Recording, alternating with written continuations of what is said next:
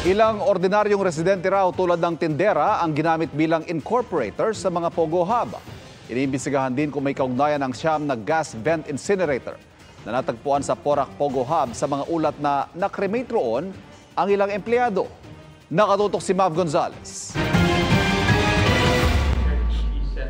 Sa susunod na pagdinig ng Senado sa Miyerkules, pagtutuunan ng pansin ang ni-raid na Pogo Hub sa Porac, Pampanga. Ipinasampina na ng Senate Committee on Women and Children ang may-ari ng Lucky South 99, pati ang may-ari ng lupa dahil hindi sila sumipot nung huling pagdinig. Ito yung landowner para sumagot at magbigay ng paliwanag kung bakit sa loob ng compound nila merong ganitong mga torture at pangyayari. Iimbitahan din muli si Porac Mayor Jaime Capil. May mga lumalabas na connection siya dito sa Porac Pogo Hub. May mga personalities na nakikita kami, nakakilala niya o meron silang relasyon. At ito ay tuloy-tuloy pa yung investigasyon. Dati nang itinanggi ni Capil na sangkot siya sa Pogo.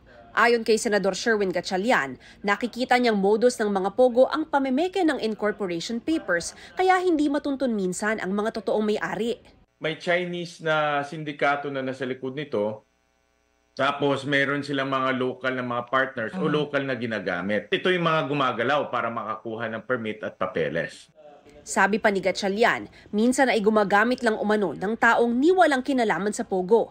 Halimbawa, sa Bamban Tarlac Pogo, lumabas na mga tindera ang ilang incorporator. Ipinasampina na rin sa susunod na pagdinig sina Bamban Mayor Alice Go at mga kapatid niya. Kapag hindi sila dumalo, maaari silang ma-cite in contempt at ipaaresto ng Senado. Sinusubukan naming kunan ng pahayag si Go pero wala pa silang bagong tugon. Pero nauna nang sinabi ng kanyang abogado na hindi pa tiyak kung dadalo si Go sa pagdinig.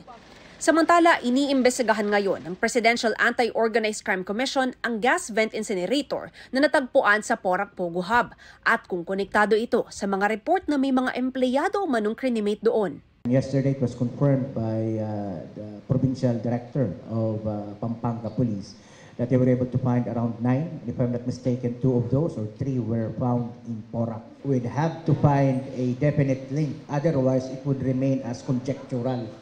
Nakikipag-ugnayan na raw ang PAOK sa Pampanga Police ukol dito. Para sa GMA Integrated News, Mav Gonzalez, nakatutok, 24 oras. Mga kapuso, patuloy na tumutok sa mga balita. Mag-subscribe sa GMA Integrated News sa YouTube. Sa mga kapuso abroad, samahan niyo kami sa GMA Pinoy TV at www.gmanews.tv.